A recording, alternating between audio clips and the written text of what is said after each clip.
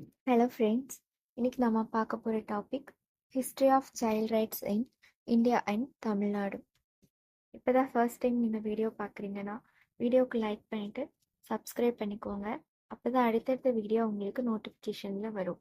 Okay, நம்ம டாபிக்குள்ளே போகலாம். And history of child rights in India and Tamil Nadu இதில் என்ன சொல்லியிருக்காங்க அப்படின்னா, அதாவது ரொம்ப காலத்துக்கு முன்னாடி கவர்மெண்ட் சைடில் இருந்து சில்ட்ரன் டெவலப்மெண்ட் அண்ட் அவங்களோட ரைட்ஸ் பற்றி எந்த கன்சர்னும் இல்லை. அப்புறம் பழைய இந்தியன் லாவில் குறிப்பாக மனு லாஸில் ஒரு குழந்தை சோஷியல் பிரமிடுக்கு கீழே இருந்தாலும் சொசைட்டியோட ப்ரொடெக்ஷன் அவங்களுக்கு கிடச்சிது. ஆனால் குழந்தைங்க வெறும் வெல்ஃபேர் மெஷர்ஸை மட்டும்தான் வாங்கிட்டு இருந்தாங்க. ஃபாதர் தான் குழந்தையோட ஒரே கார்டியனாக பார்க்கப்பட்டார். இந்தியாவில் குழந்தைங்களை வளர்க்குறதுல ஒரு பர்சிஸ்டன்ட் பயாஸ், அதாவது ஒரு தொடர்ச்சியான பாரபட்சம் இருந்தது அப்படின்றது ஹிஸ்டாரிக்கல் ரெக்கார்ட்ஸில் தெளிவாக தெரியுது அப்படின்னு சொல்கிறாங்க. அண்ட் குழந்தையோட ஏஜ், ஜெண்டர், கேஸ்ட் அண்ட் கைண்ட்ஷிப் மாதிரி நிறைய ஃபேக்டர்ஸ் இந்தியாவில் குழந்தைங்களுக்கு எதிராக பயாஸ்டு பிஹேவியருக்கு, அதாவது ஒரு பாரபட்சமான நடத்தைக்கு வழியாக இருந்தது அப்படின்னு சொல்கிறாங்க. பேரண்ட்ஸ் அவங்க குழந்தைங்களுக்கு நியூட்ரியஸ் ஃபுட் அண்ட் எஜுகேஷன் மாதிரி பேசிக் ஃபெசிலிட்டிஸை அஃபோர்ட் பண்ண முடியலை. பேசிக் எஜுகேஷன் மேலே இருந்த கவனம் 17th செஞ்சுரியில் கொஞ்சம் கொஞ்சமாக பலவீனமாச்சு அப்படின்னு இந்த பேராகிராஃபில் சொல்கிறாங்க. நெக்ஸ்ட், ஹிந்துக்கள் மத்தியில் elementary education Brahmins and Rajputs மாதிரி ஹையர் காஸ்ட் சேர்ந்தவங்களுக்கு தான் கொடுக்கப்பட்டுச்சு. அதே மாதிரி முஸ்லிம்ஸ் மத்தியில் பேசிக் எஜுகேஷன் மால்விஸ் அப்படிங்கிறவங்களுக்கு தான் கான்ஃபின் பண்ணாங்க. அதுக்கப்புறம் கேர்ள்ஸ்க்கு எஜுகேஷன் ரொம்ப கம்மியாக தான் கொடுத்தாங்க. அண்ட் அவங்களோட ஸ்டேட்டஸ் பாய்ஸ் கூட கம்பேர் பண்ணும்போது இன்ஃபீரியாரிட்டி இருந்தது அப்படின்னு சொல்கிறாங்க. இந்த சுச்சுவேஷனை தடுக்க ரூலர்ஸும் சரி பீப்புள்ஸும் சரி எந்த ஸ்டெப்ஸும் எடுக்கலை. அண்ட் பிரிட்டிஷ் இம்பீரியலிசம் வளர்ந்தப்போ குழந்தைங்களுக்கு எதிராக அட்ராசிட்டிஸ், அதாவது கொடுமைகள் ரொம்ப மோசமாச்சு. பிகாஸ் அவங்க எல்லா விதத்துலேயும் ஒதுக்கப்பட்டாங்க அப்படின்னு சொல்கிறாங்க. அதுக்கப்புறம் மகாத்மா காந்தி, முகமது அலி ஜின்னா, லாலா லாஜ்பத் ராஜ் மாதிரி great leaders in freedom struggle and Jawaharlal Nehru மாதிரி லீடர்ஸ் எல்லாம் இந்தியன்ஸை இண்டிபெண்டன்ஸ்க்கு மட்டும் இல்லாமல் literacy, child marriage or neglected upbringing of children மாதிரி விஷயங்கள்லையும் இந்தியன் கல்ச்சரை ரெவிட்டலைஸ் பண்ணாங்க. ரெவிட்டலைஸ் அப்படின்னா புத்துயிர் பெற செஞ்சாங்க அப்படின்னு சொல்கிறாங்க. அதுக்கப்புறம் இதில் சில சோஷியல் ரிஃபார்மர்ஸ் பற்றி சொல்லியிருக்காங்க. அவங்க யார் யார் என்ன சொல்லியிருக்காங்க அப்படின்றத ஒன்னாக பார்க்கலாம். And first one Mahatma Gandhi. Mohandas Karamchand Gandhi அவரை தான் மகாத்மா காந்தின்னு சொல்லுவாங்க. அவர் ஃபாதர் ஆஃப் நேஷனாக பார்க்கப்படுறாரு. அவர் ஒரு சோஷியல் ரிஃபார்மிஸ்ட் அண்ட் இந்தியன் ஃப்ரீடமோட லீடர். அண்ட் அவர் நேஷன் வைடு கேம்பெயின்ஸ், அதாவது நாடு தழுவிய பிரச்சாரங்கள் அதெல்லாம் நடத்தி பாவர்ட்டியை ஈஸி பண்ணவும், விமென்ஸ் ரைட்ஸை எக்ஸ்பேண்ட் பண்ணவும், அன்டச்சபிலிட்டியை என் பண்ணவும் போராடினார். இது எல்லாத்துக்கும் மேலே child marriage, child labour and குழந்தைங்கள எக்ஸ்பாலிட்டேஷன் பண்ணுறதுக்கு எதிராகவும் அவர் அட்வொகேட் பண்ணார், அதாவது ஆதரவாக பேசினார் அப்படின்னு சொல்கிறாங்க. நெக்ஸ்ட், பீம்ராவ் ராம்ஜி அம்பேத்கர். இவர் ஒரு இந்தியன் ஜூரிஸ்ட்னா நீதிபதி and economist, social reformer and political leader. And இவர் ஒரு drafting the constitution of India, அதாவது இந்திய அரசியலமைப்பு உருவாக்குவதற்கான கமிட்டிக்கு இவர் தலைமை தாங்கினவர். அதுக்கப்புறம் அவருக்கு 1990 இந்தியாவோட ஹையஸ்ட் சிவிலியன் அவார்டான பாரத் ரத்னா கொடுக்கப்பட்டது. அவர் அன்டச்சபிலிட்டி அண்ட் காஸ்ட் டிஸ்கிரிமினேஷனுக்கு எதிராக ஆக்டிவ் மூமெண்ட்ஸை லான்ச் பண்ணார் அப்படின்னு சொல்கிறாங்க. அண்ட் தேர்ட் ஒன் ராஜாராம் மோகன் ராய். ராஜாராம் மோகன் ராய் ஒரு இந்தியன் ரிஃபார்மர். அவர் வந்துட்டு சட்டி அண்ட் சைல்டு மேரேஜ் மாதிரி ப்ராக்டிசஸை ஒபாலிஷ் பண்ண முயற்சி செஞ்சதுனால அவர் வந்து வெளியில் தெரியப்பட்டார். அவருக்கு வந்துட்டு முகல் எம்பரர் அக்பரால் ராஜா அப்படின்ற டைட்டில் வந்து கொடுத்தாங்க.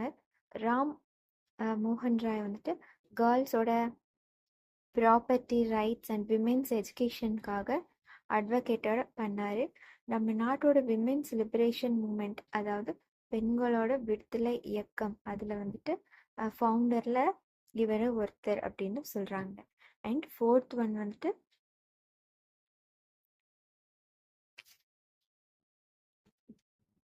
ஜோதிராவ் பூலே அண்ட் சாவித்ரி பூலே. ஜோதிராவ் பூலே இந்தியாவில் விமென் ரைட்ஸ்க்கான கேம்பெயினை நினைவுபடுத்தினார். அவர் வந்து அவரோட ஒய்ஃப் சாவித்ரி பூலே கூட சேர்ந்து பூனேல 1848 கேர்ள்ஸ்க்காக அவங்களோட ஃபர்ஸ்ட் ஸ்கூலை ஸ்டார்ட் பண்ணாங்க. அவங்க வந்து மொத்தம் 18 ஸ்கூலை வந்து ஓப்பன் பண்ணாங்க. அவங்க அன்டச்சபிலிட்டி அண்ட் கேஸ்ட் சிஸ்டம்ஸை அழிக்க வந்து ஒர்க் பண்ணாங்க அப்படின்னு சொல்கிறாங்க. அதுக்கப்புறம் இந்தியாவோட இண்டிபெண்டன்ஸ் ஆனதுக்கு அப்புறமும் கான்ஸ்டியூஷன் கமென்ஸ்மெண்ட், அதாவது அரசியலமைப்பு நடைமுறைக்கு வந்த அப்புறமும் கான்ஸ்டியூஷன்ஸ் கீழே குழந்தைங்களுக்கு நிறைய ரைட்ஸ் வந்து கொடுத்தாங்க. அதுக்கப்புறம் கவர்மெண்ட்டில் இந்தியாவில் குழந்தைங்களோட ரைட்ஸை ப்ரொடெக்ட் பண்ணுறதுக்காக நிறைய லெஜிஸ்லேஷன்ஸ், அதாவது சட்டங்களை வந்து எனாக்ட் பண்ணாங்க அப்படின்னு சொல்கிறாங்க. அதுக்கப்புறம் child rights after the independence. Child rights இண்டிபெண்டன்ஸ்க்கு அப்புறம் எப்படி இருந்தது அப்படின்றத வந்து சொல்கிறாங்க. என்னன்னா, இண்டிபெண்டன்ஸ்க்கு அப்புறம் சைல்ட் ரைட்ஸ் இந்தியாவோட கான்ஸ்டியூஷன் January 26, 1950 எஃபெக்டுக்கு வந்தது. அது வந்து சில்ட்ரன்ஸ் ரைட்ஸ்க்கு கேரண்டி கொடுத்தாங்க. என்னென்னா ஆர்டிக்கிள் 15 என்ன சொல்லுதுன்னா, ஸ்டேட்டுக்கு சில்ட்ரன்ஸ்க்காக ஸ்பெஷல் ப்ரொவிஷன்ஸ், சிறப்பு ஏற்பாடு வந்து செய்ய அலோவ் பண்ணாங்க. நெக்ஸ்ட் ஆர்டிக்கிள் 24, 14 வயசு வரைக்கும் ஹஜாரஸ் இண்டஸ்ட்ரீஸ், அதாவது ஆபத்தான தொழில்கள் செய்கிற குழந்தைங்கள வேலைக்கு அமர்த்தக்கூடாது அப்படின்றத தடை பண்ணாங்க. நெக்ஸ்ட் ரைட் டு ஈக்வாலிட்டி, சமத்துவ உரிமையை வந்து ஆர்டிக்கிள் 14 கொண்டு வந்தாங்க. Next right to personal laboratory, தனிப்பட்ட சுதந்திரத்துக்கான உரிமையை வந்துட்டு ஆர்டிக்கிள் 21 ப்ராசஸ் பண்ணாங்க. அதுக்கப்புறம் 5th ஒன் டிராஃபிக்ட், அதாவது கடத்தப்படுறதுலேருந்தும் குழந்தைங்கள வந்து அண்ட் ஃபோர்ஸ்ட் இன்டு பவுண்டட் லேபர்லேருந்தும் கட்டாய வேலையிலேருந்து ப்ரொடெக்டாக இருக்க இந்த ஆர்டிக்கிள் 23 அப்படின்ற இந்த ரைட்ஸை வந்து கொண்டு வந்தாங்கன்னு சொல்கிறாங்க. அதுக்கப்புறம் இதில் வந்துட்டு சைல்டு ப்ரொடெக்ஷனுக்கு என்னென்ன லா எல்லாம் இருக்குது அப்படின்றத லிஸ்ட் அவுட் பண்ணியிருக்காங்க. அதில் ஒரு 6 லாஸ் இருக்குது. என்னென்னா, ஃபர்ஸ்ட் ஒன் வந்துட்டு children pledging of labour act, அது வந்து 1933 கொண்டு வந்தாங்க. And second one the immoral traffic prevention act, இது 1987 கொண்டு வந்தாங்க. And third one child labour prohibition and regulation act 1986 கொண்டு வந்தாங்க. And fourth one prohibition of child marriage act 2006. And fifth one right of children to free and compulsory education act 2009 கொண்டு வந்தாங்க. At last the one protection of children from sexual offences act 2012 கொண்டு வந்தாங்க. இதுதான் வந்துட்டு child protection லாஸோட list.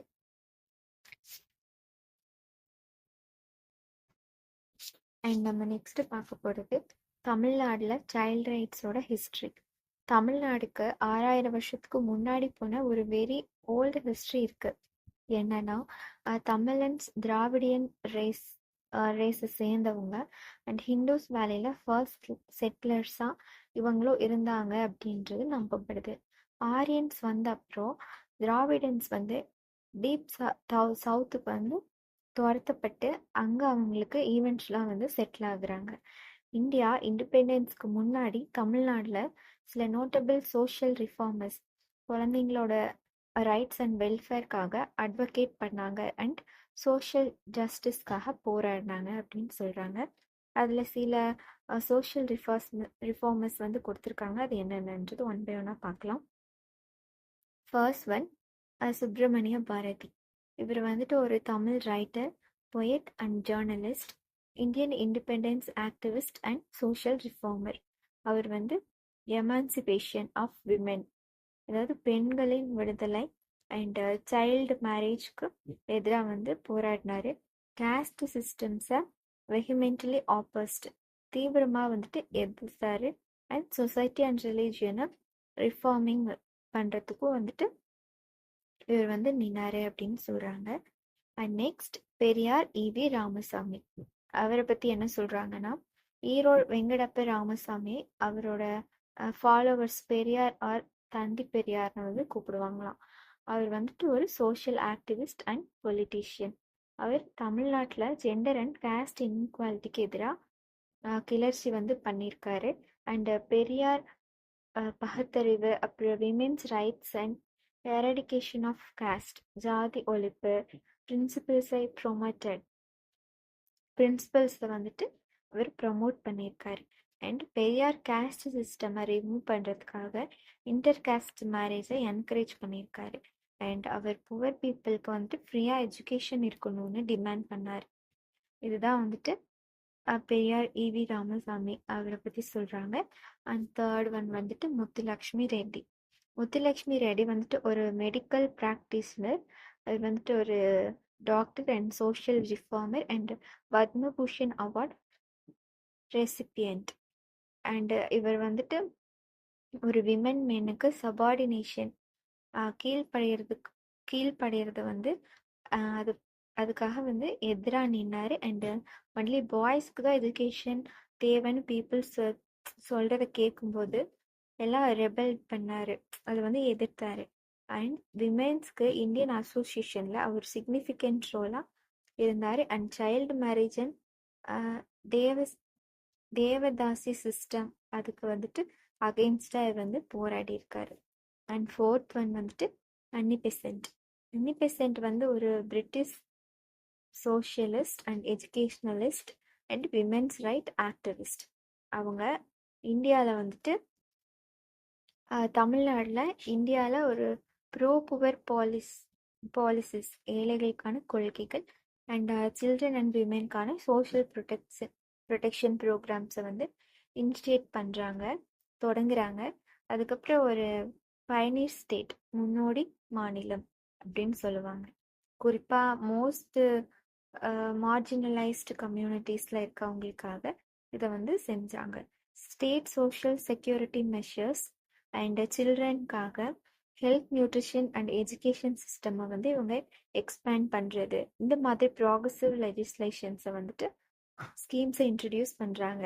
அதுக்கப்புறம் planning and monitoring, சில்ட்ரனோட வெல்பீயிங்கில் ஹெல்த், நியூட்ரிஷன் அண்ட் எஜுகேஷனோட impact, mid day meal systems, morning breakfast system சக்ஸஸ்ஃபுல்லாக இம்ப்ளிமெண்ட் பண்ணுறது, இந்த மாதிரியெல்லாம் ப்ரைமரி அண்ட் என்ரோல்மெண்ட் வந்துட்டு இவங்க வந்து இந்தியாவில் ஹையஸ்டாக கொண்டு வராங்க அப்படின்னு வந்து சொல்லியிருக்காங்க.